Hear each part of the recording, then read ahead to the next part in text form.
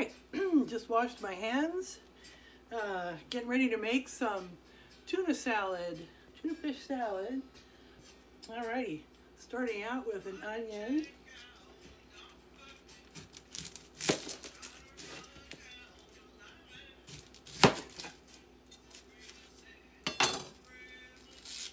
Someday we're going to talk trash. I have a system. Regular curbside trash pickup is, I think it's fairly expensive. It's at least $40. So I'm going to the landfill like maybe every 3 months. I like my system. It saves me a lot of money. But I direct compost, which means that anything that will degrade easily, I cut it up in little pieces and just throw it out in the bushes and back. Because if it's small enough in this climate, it will disappear pretty quickly. So this is the stuff that won't degrade easily when it's thrown out. So that goes in this jar with the lid. This is trash. Here's some more that won't degrade easily. But these,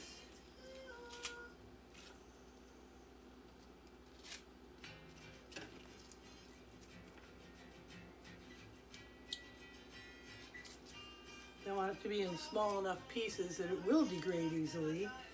And these are just fun to fling out my back window into the bushes because they're like little frisbees. That's a tail piece. Okay, so that's trash. No smell, right? Screwed up in this jar. We'll do that part later. I'm going to use about an onion.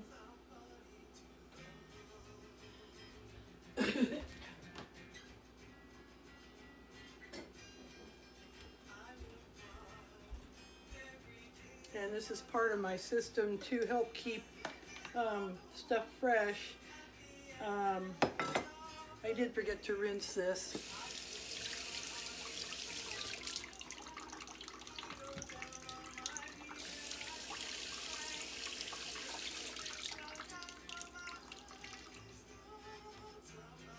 So I do rinse my produce pretty scrupulously.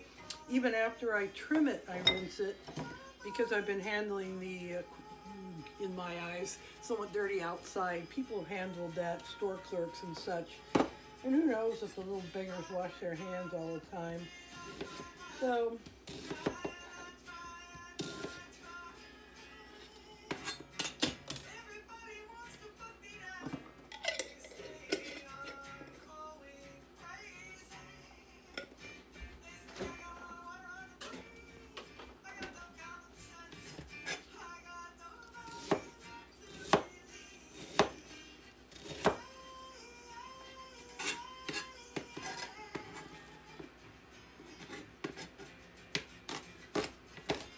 when I put onions in tuna salad, I like to chop them up really, really fine.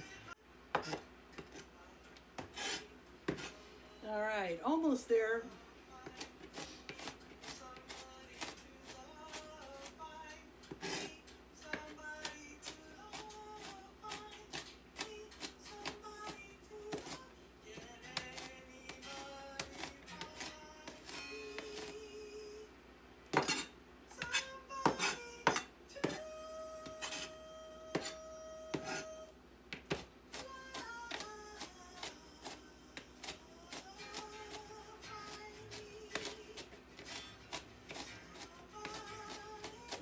Okay, now we're getting somewhere. When I was growing up, myself and my siblings were expected to help with dinner, and my mother had standards, and if she wanted finely chopped onions, by golly, you better give her finely chopped onions. And I think it does matter, personally, flavors blend in better.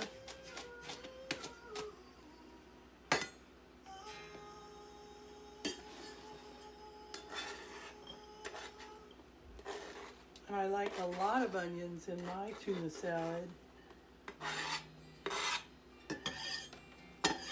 And as some of you know, I try to stay cleaned up, do my cleaning as I go because I have a very small kitchen. And it's just easier. I'd rather simply quickly sponge it up than have to chip it off after it's dried onto the countertop. Okay, this was very annoying. When you buy things online, don't just look at the picture, read the label and read what you're getting. Because I thought these were giant cans, but they're not. They're little tiny cans.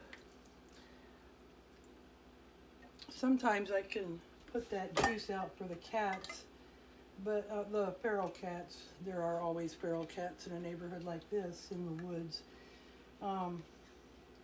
However, there are times of the year when we get dingoes, coyotes wandering through, sometimes with absolute impunity. They just walk up and down the street like they own the joint. It's pretty amazing. All right, so 2 cans to make up, 2 tiny cans. I don't know what these measurement is.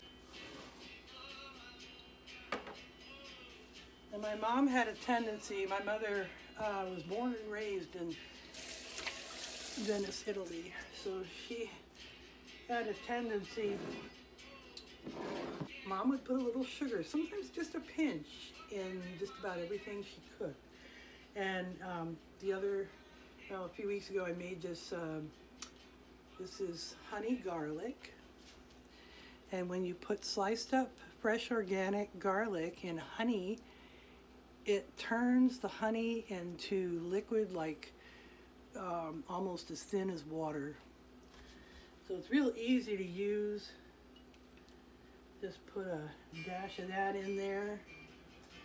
And the cloves I use in things like spaghetti sauce so that I'm getting the sweetness and the garlic. And quite frankly, I love the taste of honey garlic.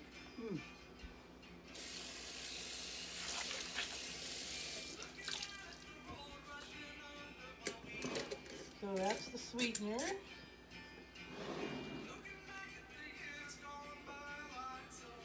This is horseradish. Obviously going to offset that sugar a little. And I put in a pretty generous amount. It says extra hot, but I don't taste it. It's not as hot as one would think from a bottle labeled extra hot horseradish.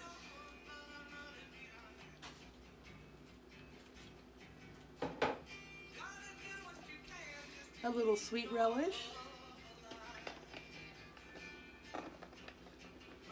An eighth to a quarter cup, depending on your taste. Mayonnaise.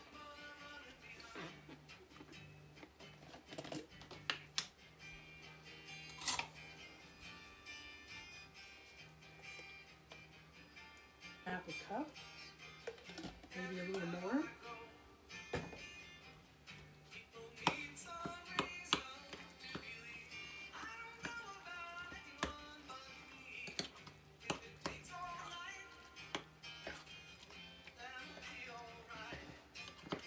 Okay.